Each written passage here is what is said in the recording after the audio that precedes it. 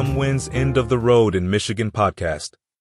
We select one of our amazing stories about the Great Lakes region and the tip of Michigan's thumb each week.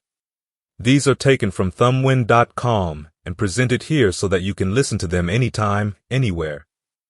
Michigan has a fascinating history, and Bay City is one of the oldest in the state. So sit back, relax, and enjoy this week's tale from the end of the road. Today's story: Jeremiah Jenks, pioneer of Michigan's thumb.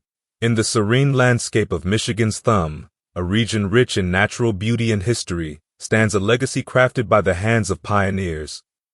Among these pathfinders, one name resonates with the echoes of progress and determination: Jeremiah Jenks. His story, intertwined with the development of Sonnelik and Huron counties, is a testament to the spirit of American entrepreneurship and community building. Jeremiah's early years, a New Hampshire beginning.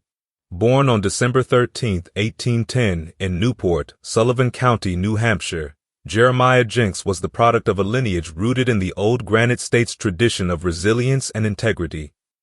His parents, Jeremiah W. and Hester Lang Jenks, were emblematic of the New England stock, known for their thrift and energy, qualities that Jeremiah would embody throughout his life. The family's journey westward began in 1814, moving first to Bridport, Vermont, and then to Crown Point, New York. These early relocations laid the groundwork for young Jeremiah's exposure to diverse communities and landscapes, experiences that would later influence his ventures in Michigan. Jenks' new home in Michigan, establishing roots. In 1854, Jeremiah Jenks, drawn by the promise of untapped resources and opportunities, ventured into Michigan, setting his sights on the eastern shores of the thumb. Here, he would establish himself not just as a settler, but as a cornerstone in the region's economic and social fabric. His initial foray into the business world was marked by the formation of J. Jenks & Company, a firm primarily engaged in the manufacture of salt and flour at Sand Beach. This venture marked the beginning of a series of enterprises that would shape the industrial landscape of the area. Building a legacy, Jenks & Company. Under Jeremiah's leadership, J. Jenks & Company flourished, branching out into various sectors. The firm's flouring mill, boasting a production capacity of 230 barrels a day, became a state-of-the-art facility, setting a benchmark in the industry. The salt works, initially relying on fire for evaporation, underwent significant upgrades, embracing steam technology to boost production, but Jeremiah's vision extended beyond manufacturing. Recognizing the importance of a diversified economy, he expanded into general mercantile operations, constructing a large brick block for business in 1882. This foresight not only bolstered his firm's fortunes, but also provided employment and growth opportunities for the community. Jeremiah's role in agriculture and real estate, life beyond the mill. Jeremiah's acumen was not limited to industrial endeavors. He played a pivotal role in agricultural development, operating one of Michigan's finest farms on Allen's Creek. His commitment to high-quality livestock, particularly short-horned cattle, underscored his belief in sustainable, quality farming, a legacy that continues to influence agricultural practices in the region. In real estate, Jeremiah's approach was visionary yet community-oriented. He facilitated the settlement of 13,000 acres, prioritizing long-term growth over short-term gains. This ethos not only spurred local development, but also ingratiated him with the community, differentiating him from the typical speculative investor. Jenks' personal life and community engagement. Jeremiah's life was marked by personal milestones that paralleled his business achievements.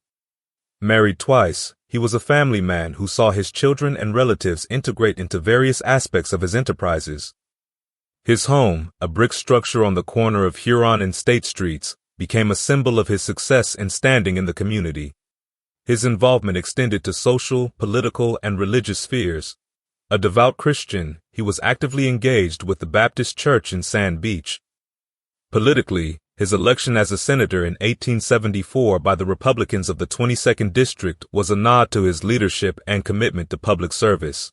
His legacy, the pillar of Michigan's thumb. Jeremiah Jenks' journey from a New Hampshire native to a Michigan pioneer is more than a personal success story. It is a narrative of a man who, through sheer determination and a keen business sense, transformed the face of a region. His contributions to industry, agriculture, and community life left an indelible mark on Michigan's thumb, a legacy that continues to inspire. As we reflect on the life of Jeremiah Jenks, we see a portrait of a man whose endeavors were guided by honesty, energy, and a deep sense of responsibility towards his community. His story is not just a chapter in the history of Michigan, but a blueprint for future generations who dare to dream and build. This concludes this week's story. Thank you for taking the time to listen to Thumb Wind's End of the Road podcast. If you like this kind of tale, you are invited to subscribe to our podcast. Just search for The End of the Road in Michigan from wherever you're listening from. Please watch for and download next week's podcast and take a moment to give us a review. Have a great day.